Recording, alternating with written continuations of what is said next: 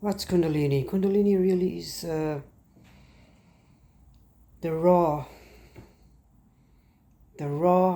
untamed, untapped energy in all living beings.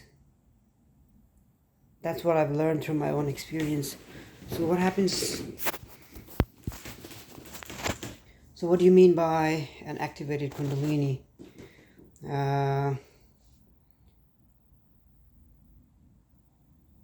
Someone described an activated Kundalini as agitated consciousness. Let me know your thoughts on it. And by that, what I mean is, or amplified consciousness. So it is as if when Kundalini gets activated, you start living on a different plane of existence in terms of the energy you're playing with, the amplitude of the energy that runs through your body and its ability to manifest in the physical realm of existence. So what that really means is this existence, what we see on a gross level, on the physical level, you have the physical aspect. You see the trees, the birds, the air, the clouds, the sky. These are the grosser aspects of the existence. The stones, the water.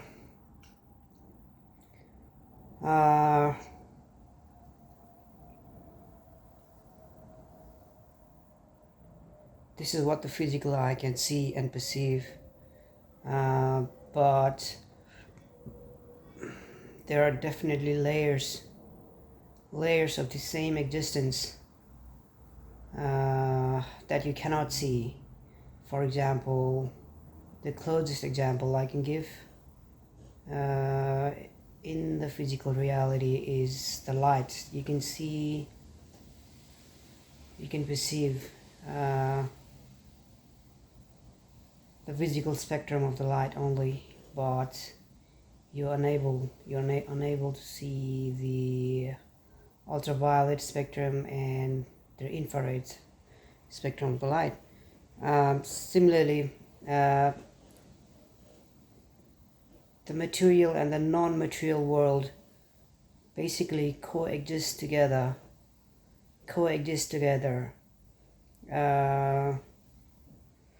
And it's hard to find a nomenclature for this because I think proper nomenclatures don't actually exist. You can only perceive it through experience, and the great sages who are still alive, or those who have come and gone, are able to tell you that the material existence coexists with the non-material aspects of this existence. I would like to call it the subtler realms of existence, going from the grosser levels onto the subtler levels, down, subtle. So what's happening really is, the closest example I can give you in the material plane of existence is that rock is grosser. Solid rock is grosser than liquid water, and gas is, even more subtler than water, for example. Yeah, but that means that if the water is subtler than rock, it means water is more powerful than rock. It's got more creative potential. Rock can never destroy water because water is subtler. It can morph, and it can come back again. If you hit a mass of water with a rock, what basically happens is the water source such resilience that the water can come back and entangle together again. You see, if you throw a rock on a pond of water, what happens is that the whole pond will give in, will embrace that rock. It will give in. That rock will produce a temporary vibration in that pond. But what happens is that the pond will get back together in its original form. After 5 minutes, you'll never know that that the pond ever had a rock thrown into it, because that's how resilient the water mass is. It basically absorbs the water body, the energy of the rock, the kinetic energy of the throwing of the rock, for a lesser mind, for when you think about it without ever contemplating on it, you would think that a rock is more powerful than a water because it's harder. But that's not the case, because water can actually, with pressure and time, water can destroy rocks, and that's basically the whole geology. That's how the whole geology of the world has been created, through water and pressure, basically morphing and cutting through rocks and big mountains and creating deep gorges like you see in the Himalayas. That's been done through water, cutting through rocks over millennia, over thousands and thousands of years, if not millions of years. So what you see is deep gorges of rivers cutting through these mountains. There's Rocky Mountains. So what you see here is a real phenomenon where water, which is more subtle than rock, is more powerful than rock. So water is more powerful than rock, and gas, which is air, is actually more powerful than water, because you can see. I was in the beaches of Sydney yesterday, around the areas of Manly and some other suburbs that I don't really remember. Very expensive suburbs. Like you really hear the hears, feel, and see the water really creating turmoil in the ocean, creating big waves. The wind. The wind here is more powerful than the ocean even, because it has the capacity to stir the ocean, to basically roil its calmness. And so you see, wind has the capacity to destroy water, to basically unruffle water, which is grosser than wind. And the next thing that's grosser than water would be rock. And water is even stronger than rock. So what you see here is, when things get subtler and subtler, they become powerful. They become more and more powerful.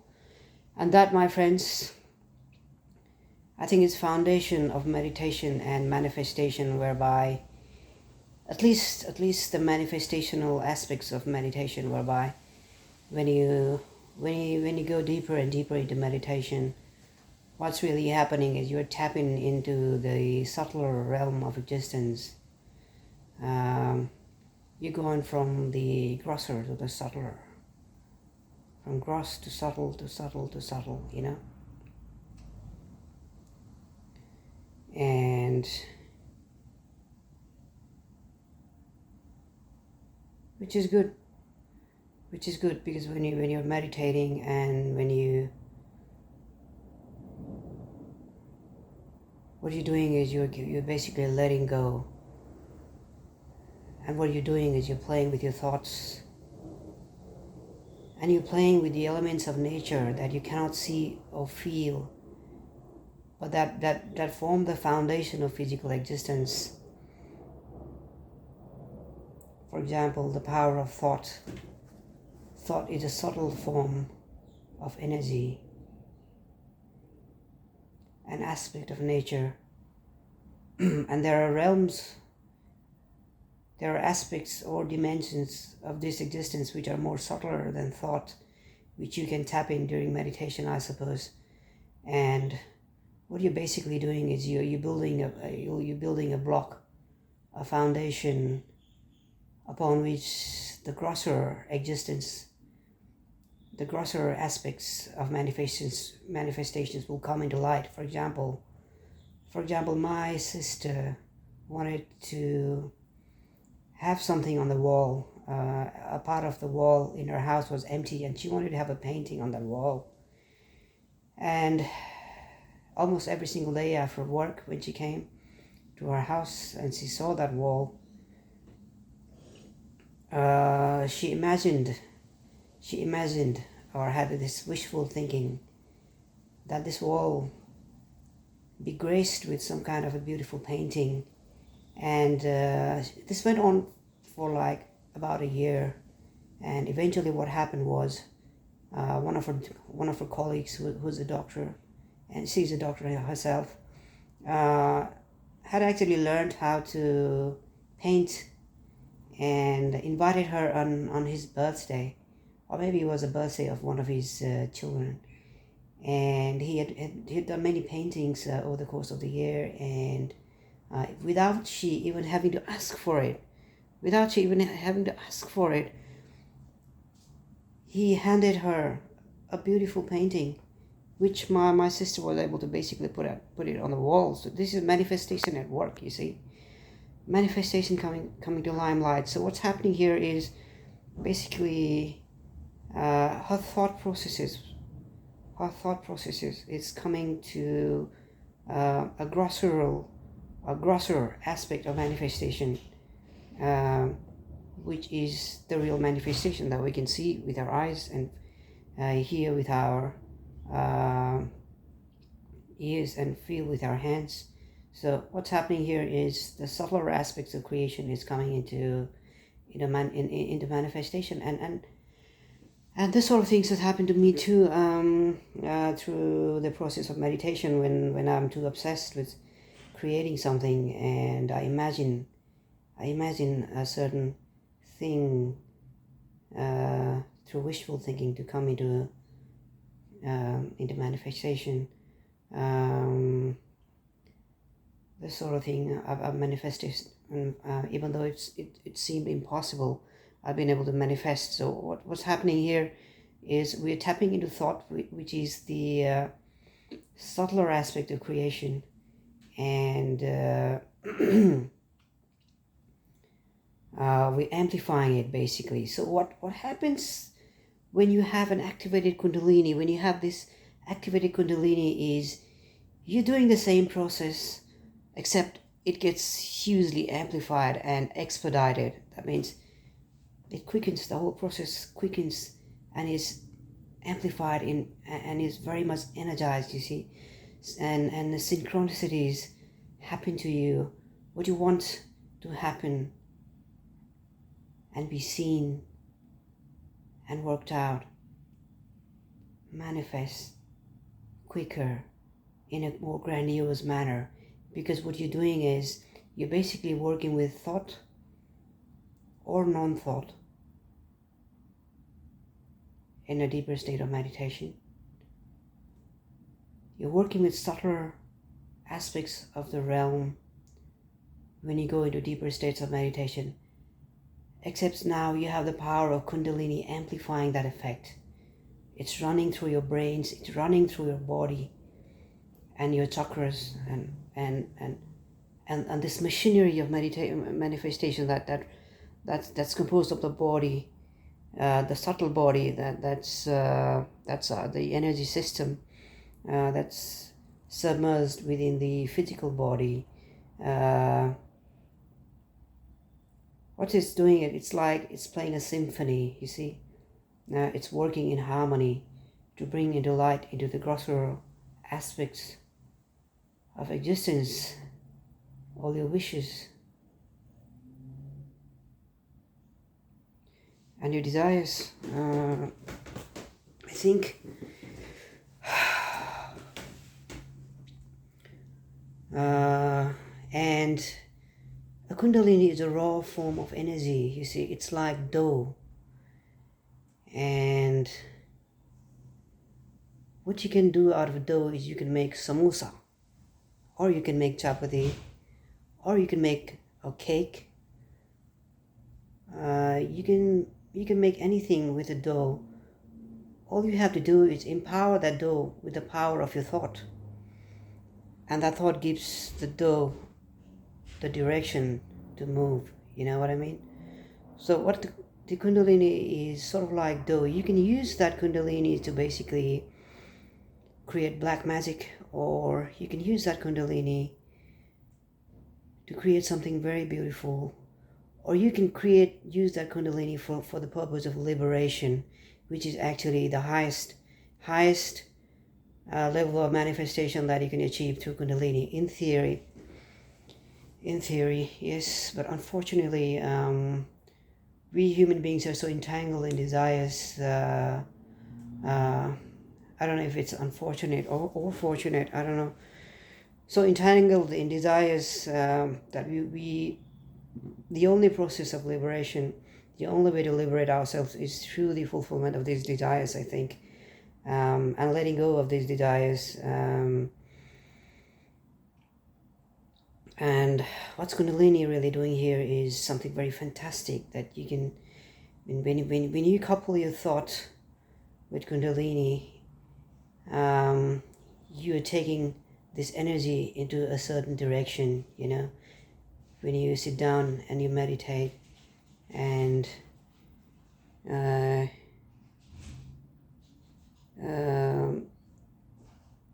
you meditate upon the object of your desire. For example, if you are in love with someone,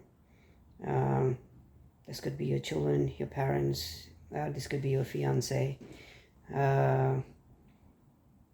It basically gives you the tools to basically amplify or manifest this sort of love, I think, because you get new insights and new thoughts, and you bring the elements of the material nature to coincide in a certain junction point of time and space, whereby synchronicities happen, whereby people and places and resources come together in very interesting ways to move you towards your desired manifestation. And therefore what happens is you can use Kundalini to destroy yourself, and I've done that in the past. I've almost killed myself in the process, because what I was doing is when my Kundalini was full-blown activated, I went into very much in a state of fear. And in this mode of fear, what happened was the Kundalini morphed into a lethal tool, and I basically almost got killed. That was a very long process, 9 months of the most harrowing, torturous experience of my life. I almost got killed. It was a life and death situation for me. And I must say I'm grateful to be alive, just living and breathing and watching the nature unfold, and the winds and the trees and the water and the ocean and the people around, and getting to live every day is an exotic experience, because I'd already given up on my life.